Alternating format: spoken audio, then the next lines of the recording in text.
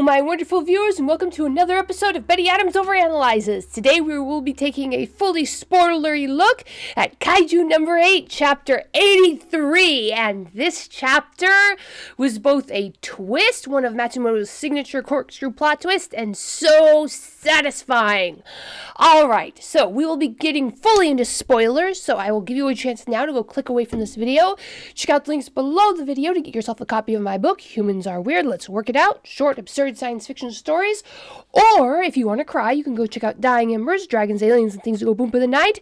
And just a reminder, I'm currently working on editing the second manuscript in the Dying Embers series, Flying Sparks, a prequel that explains how these aliens landed on Earth. But, for now, let's get back to Kaiju number 8, chapter 83. Now, the first thing I want to start off with, before we get into any specific spoilers, is Matsumoto's choice for the artwork. Because if you look at the Kaiju number 8 body on the cover art, it's very, very different from the tight, controlled Kaiju number 8 body that we see in the chapter. In the chapter, you see that the spines on Kaiju number 8's back are fairly flat. His body is very close to Kafka's main body form, and the eyes, specifically focused in on those eyes, are small blue points of light inside a black iris. In the artwork on the cover, these spines are fully extended a full hand's width past the back, and the body's just radiating that steam and smoke that it does right after a transformation. And the eyes are fully and completely blue. The blue has expanded to extend to the full eye socket, which is the signal that the Kaiju intelligence has completely taken over, and Kafka is in the back seat if he's in there at all. So for the cover art, Matsumoto presented the image of the fully transformed Kaiju number 8 with a little guy, that little larva-like Kaiju, in full control, and Kafka not. But that never happens in the chapter. So I am really wondering what that means. But let's get into the chapter. Please tell me what you think about that in the comments. What does it mean that Kaiju number 8 is fully transformed and Kafka's not in control in the cover? Because throughout the chapter, Kafka maintains complete control. All right. So, and the chapter starts off with the answer to the question that we've all had leading up to this.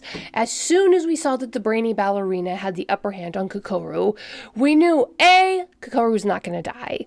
B, Kokoru isn't just going to power through this on her own strength and will, probably not, because Matsumoto's not going to cheap out like that. So we asked ourselves what was going to save her. The theories was that Reno would save her, Kafka would come in and save her physically, or Kafka would offer moral support. And we get a full, solid, and complete answer. Kafka saves her through moral support. And this was kind of the one I was hoping for, even though I didn't really expect it. I can't say that I expected it any more than any of the other options, because the Kaiju attack that she was experiencing was so psychological. The Kaiju was depriving her of the emotional support that she needed and picking at those raw wounds in her. And Kafka, because of his intense friendship with her, was able to step in and give Kokoru that moral support that she'd been craving so badly from her father. And this is not a cheap out. This isn't an out of the blue. This isn't Deus Ex Machina, because this is what Kafka and Kokoru's relationship has been based on from the very beginning. From the first time he rescued her from the Yoju that Kaiju number 9 has resurrected, the first thing Kafka did was drop the transformation of his Kaiju number 8 face so he could smile at her and tell her that she did a good job. That was their very first human-to-human interaction. And that is what he does here. He slightly transforms his ear so he doesn't drop his power while facing down this attacking Kaiju, and he tells her that he has faith in her. Exactly what she'd been hoping to hear from her father and mother, and that she'll never get to hear from them again. And that was just such a beautiful scene. And we presume that this is going to give her the mental focus and grit to power through the rest of her fight. But currently, for this chapter, the lens was focused on Kafka going full Kaiju number 8, which was a surprise to me. I had thought he would have remained partially transformed, only flaring his Kaiju number 8 energy for as long as he needed, and taking out this Kaiju with a partial transformation. But no, we get another corkscrew plot twist. He goes full Kaiju number 8. Now, I want to put these two scenes together. Kafka partially transforming back to human to communicate with Kokoru, and Kafka going full Kaiju number 8. Because it shows a massive weakness in Kafka's ability to coordinate with the rest of the defense force. Namely, that in order to use the comm system, in order to use those little ear radios that the defense force uses, Kafka has to partially transform. This goes back to the concept that we saw in his fight with the Director General. Everything about Kafka's human body gets reset as soon as he fully transforms.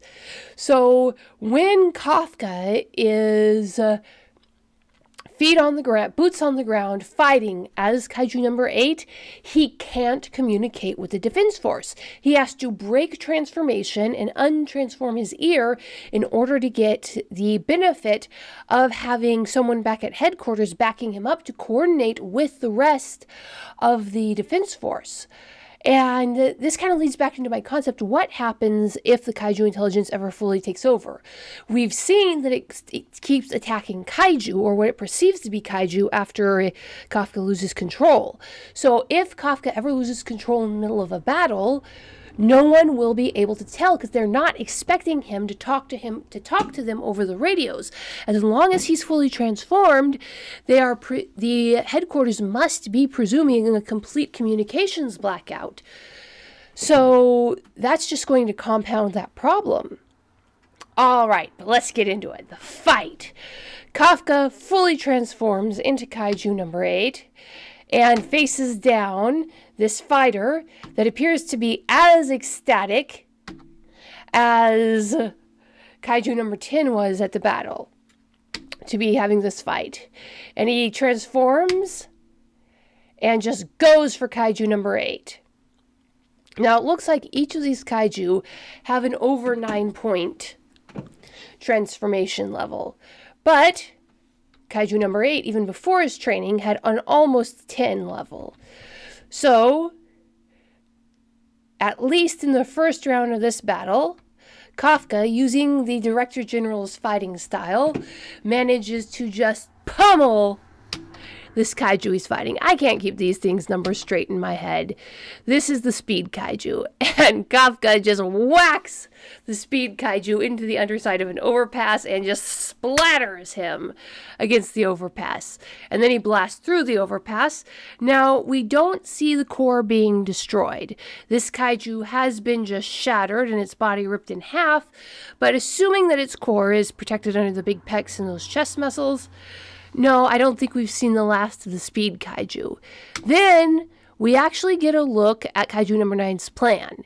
Given how Kaiju number 9 had been focusing on the main Defense Force officers and their numbered weapons, I had kind of been under the impression, which is probably the impression Matsumoto wanted us to have, that Kaiju number 9 just didn't care all that much about Kaiju number 8.